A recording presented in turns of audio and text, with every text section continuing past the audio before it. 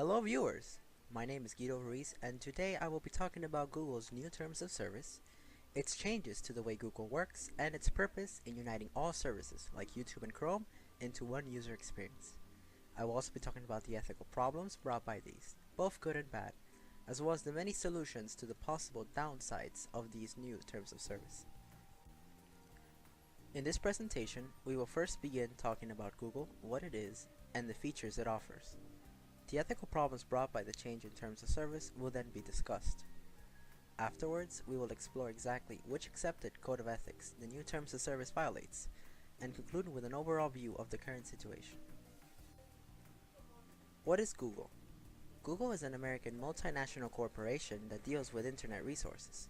This means that, unlike local businesses, Google strives in the online world by providing internet users the power to fully immerse themselves in the network. Google is known mostly for its search engine, Google.com, but many know Google for other features like YouTube, Gmail, and Chrome. Google is also expanding itself into the mobile market as of recently, and has quickly become one of the most influential companies today in the world of social media. Ethical problem. Before, Google services had no connections with one another. Back then, Google was just starting out. Gmail and YouTube both had their own separate accounts that needed separate passwords, even though they both belonged and were maintained by Google.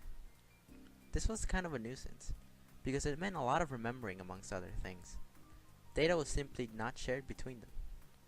However, with these new terms of service that Google has developed, the exact opposite is beginning to happen.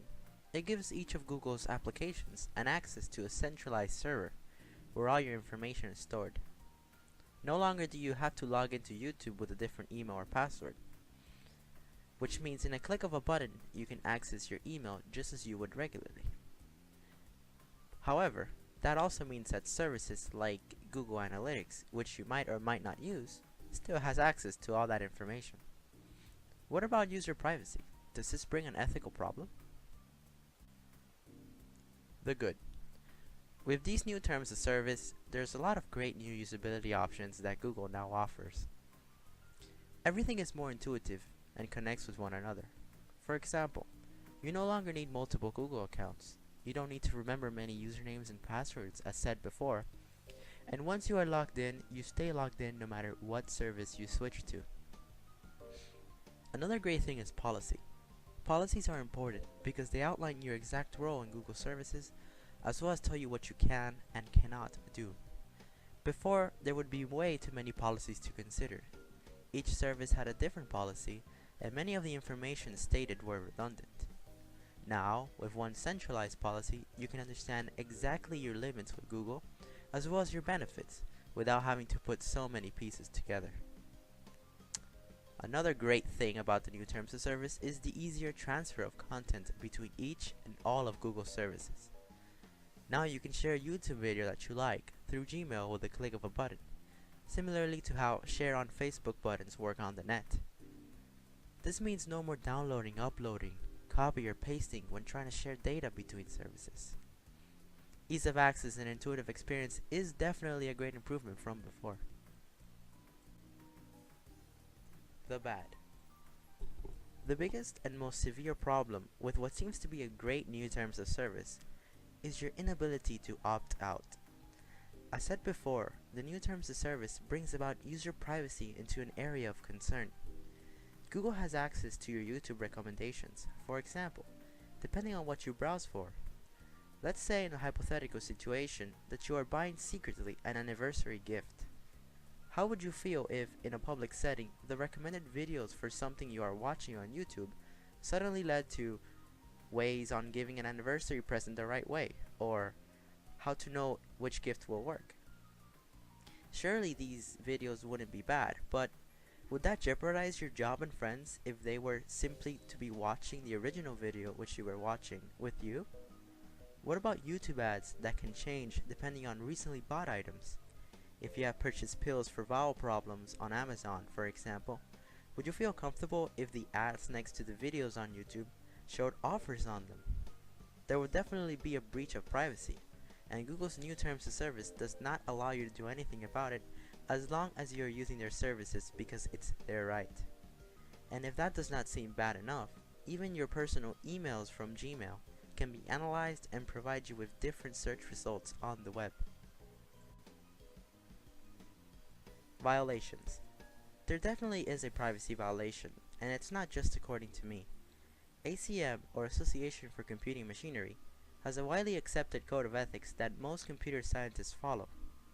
ACM's Rule 1.7 states that only the necessary amount of personal information be collected in a system, and that the usage of that information be clearly defined and enforced, as well as not used for other purposes without the consent of the individual.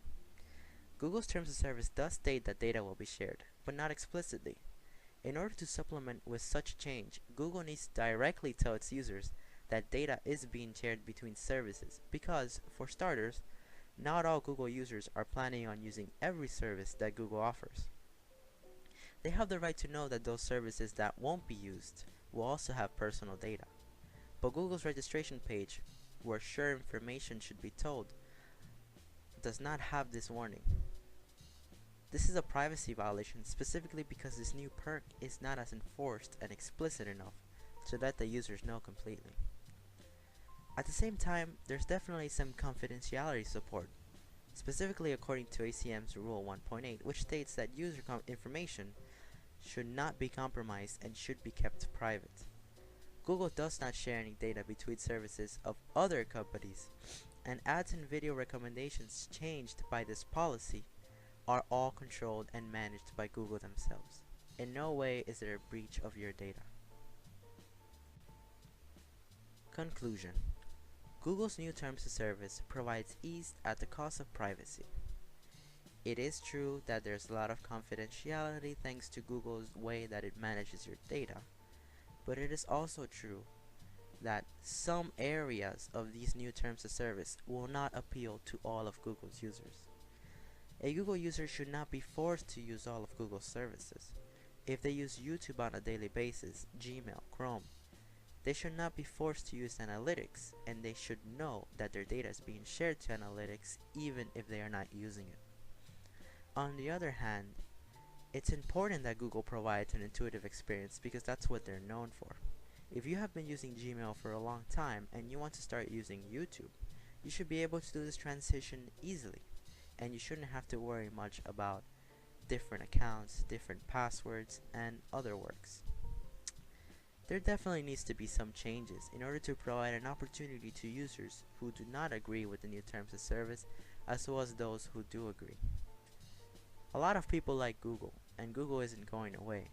However, there should definitely be a way to opt out of these data sharing things, because not everyone wants to know. Not everyone wants to share their data between Google's services because of that privacy concern that it brings. It could be that Google's advertisement starts showing some of the YouTube things you've watched, or your emails be used for your YouTube recommendations. But not everyone wants that. It gives a nice intuitive experience, but there definitely should be some choice in the matter. Thank you guys for everything, and I hope to see you guys later.